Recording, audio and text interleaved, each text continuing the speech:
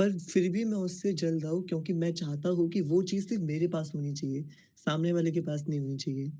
वो होता है द्वेष होना।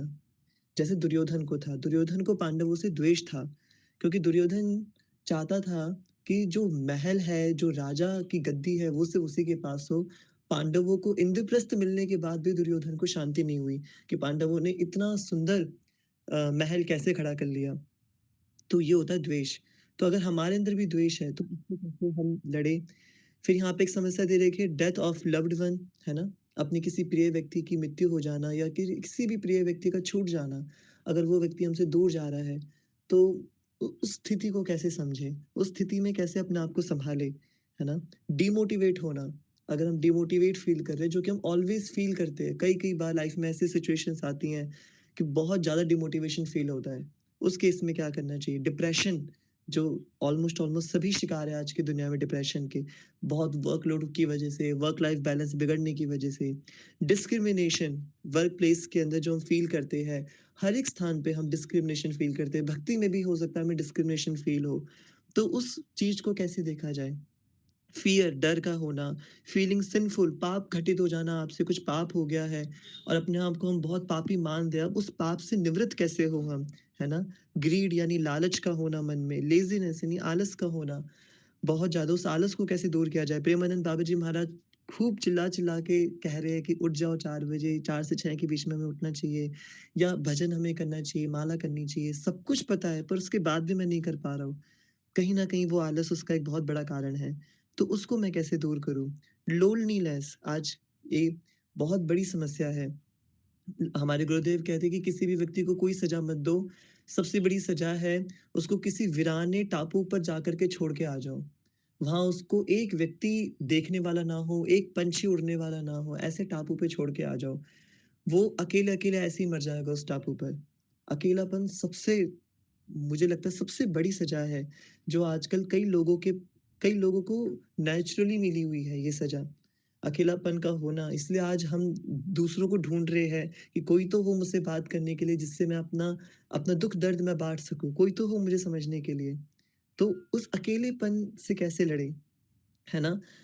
लॉसिंग होप हो आशा का छूट जाना, लस्ट जो कि अगेन एक बहुत बड़ी विकट समस्या बनी हुई है सभी के हृदय के अंदर। अभी 1 घंटे पहले महर्षि शुभू इसी विषय पर बात कर रहे थे और कुछ रिसेंट केसेस जो हमने अभी देखे हैं अपने जीवन में और बिल्कुल रिसेंटली कुछ हमने कई-कई लोगों को हमने अभी ऐसे पाया है जो जो इस वाले फैक्टर से बहुत ज़्यादा सफ़र कर रहे हैं। तो इसको कैसे नो डाउट कि ये कभी खत्म नहीं होगा। निर्विकार तो कभी कोई व्यक्ति हो ही नहीं सकता। पर निश्चित रूप से हम इन विकारों से आगे बढ़ कर के भगवान की भक्ति ज़रूर कर सकते हैं, है ना? इनको हम ओवरकम ज़रूर कर सकते हैं। इनसे जीत नहीं सकते, पर ओवरकम ज़रूर कर सकते हैं। और जीत भी सकते हैं यदि भगवान की पूर्णतः कृपा हो जाए हमारे ऊपर। पर वो तभी होगी जब हम प्रयास करेंगे इनको ओवरकम करने का। तो ये बहुत बड़ा फैक्टर है आज के टाइम पे। देन प्रैक्टिसिंग फॉरगिवनेस, किसी को क्षमा करने की भावना मन में आना। प्रैक्टिसिंग फॉरगिवनेस बहुत बड़ा काम है किसी को माफ़ करना। किसी ने आपके साथ बहुत कुछ करा हो, बहुत कुछ गलत करा हो और उसको आप क्षमा कर रहे हो, बहुत बड़ा काम है ये। प्राइड का, घमंड का आ जाना, है ना? आजकल हमें 4 लोग हो जाए सुनने वाले तो घमंड बिल्कुल 7वें आसमान पर पहुँच जाता है। तो वो घमंड हमारे अंदर ना हो, ये भावना होना कि भैया जो कुछ कर रहे हैं, प्रकृति क्रियमाणानि गुणे कर्माणि सर्वशः अहंकार विमूढ़ात्मा कर्ता हम इति मन्यते। कि ये अहंकार विमूढ़ आत्मा, हमारी जीवात्मा बस ये मान बैठी है कि मैं ही सब कुछ कर रहा हूँ। जबकि मैं कल एक भक्त से चर्चा कर रहा था कि ये इस शरीर के अंदर जो बैठे हैं वो परमात्मा है और उन्हीं की इच्छा से ये शरीर जो है वो कुछ कार्य कर पा रहा है ना? तो अगर हम इस भौतिक संसार के कुछ काम कर रहे हैं, कुछ भी काम, अगर मैं भौतिक संसार में कुछ गलत कर रहा हूँ, कुछ भी कोई गलत हैबिट में मैं इंडल्ज हो गया हूँ, तो इसका मतलब वो 3 गुणों के कारण मैं कर रहा हूँ। चाहे मैं वो कोई बहुत अच्छा सत्कर्म कर रहा हूँ, दान-पुण्य कर रहा हूँ, तो सतोगुण के कारण कर पा रहा हूँ। मैं बहुत ज़्यादा अपने आप को एंडेवर्स कर रहा हूँ, अपने गोल्स को अचीव करने में, तो मैं रजोगुण के कारण वो कर रहा हूँ। और मैं कुछ भी नहीं कर रहा हूँ या बहुत गलत हैबिट्स में पड़ा हुआ हूँ, तो मैं तमोगुण के कारण कर रहा हूँ। तो अगर मैं भौतिक संसार की किसी चीज़ में इंडल्ज हूँ, किसी चीज़ में लगा हुआ हूँ, तो वो प्रकृति के 3 गुणों के कारण कर रहा हूँ। जो आपने भगवत गीता में फ़ोटो देखी होगी कि प्रकृति के 3 गुण कै किस तरीके से अपने हाथों में रस्सी बाँध के कठपुतली की तरह उस मनुष्य को नचा रहे हैं। कभी किसी गुण का वज़न भारी हो जाता है, कभी किसी गुण का प्रभाव भारी पड़ जाता है। पर हम भौतिक संसार में जो कुछ भी कर रहे हैं, वो उन तीनों गुणों के कारण कर रहे हैं। और अगर आध्यात्मिक जगत में हम कुछ कर रहे हैं, अपने आध्यात्मिक संसार में अगर हम कुछ कर रहे हैं, तो वो श्री राधारमण लाल जी के कारण कर पा रहे हैं। जो कुछ भी कर रहे हैं, यहाँ तक कि हम हरिनाम जप भी कर रहे हैं, तो वो उनकी कृपा के कारण कर पा रहे हैं। कुछ दिन पहले गुरु मैया की एक बहुत अच्छी वीडियो आई थी, जिसमें गुरु मैया शेयर कर रही हैं, क्लास की ही वो वीडियो थी, क्लास की एक शॉर्ट क्लिप थी और गुरु मैया बता रही हैं कि मैया वृंदावन परिक्रमा कर रही थीं। आप सबने वो देखी होगी वीडियो और महाराज जी से मैया ने पूछा, "क्या वृंदावन परिक्रमा करने से राधारमण जी मिल जाएँगे?" तो गुरुदेव बहुत सुंदर उत्तर देते हैं कि वृंदावन परिक्रमा करने से राधा रमन जी मिलेंगे ये तो मैं नहीं जानता, पर राधा रमन जी तुम्हें मिले हुए हैं। राधा रमन जी की तुम पे पहले से ही कृपा है। इस बात का ये साक्षात प्रमाण है कि राधा कि आज तुम वृंदावन परिक्रमा कर पा रहे हो। यानी वृंदावन परिक्रमा हम कर ही इसलिए पा रहे हैं क्योंकि भगवान श्री राधा रमन की हम पे कृपा है। अगर उनकी कृपा नहीं होती तो हम नहीं कर पाते वृंदावन परिक्रमा। इससे कुछ मिलेगा नहीं मिलेगा हमें ये नहीं सोचना, हमें पहले से ही भगवान मिल चुके हैं इसलिए हम आज इस क्लास में बैठे हैं, इसलिए हम भगवत गीता पढ़ने की लेश मात्र इच्छा मेरे मन में जागी कि चलो मैं भी 1-2 श्लोक सुन लूँ भगवत गीता के।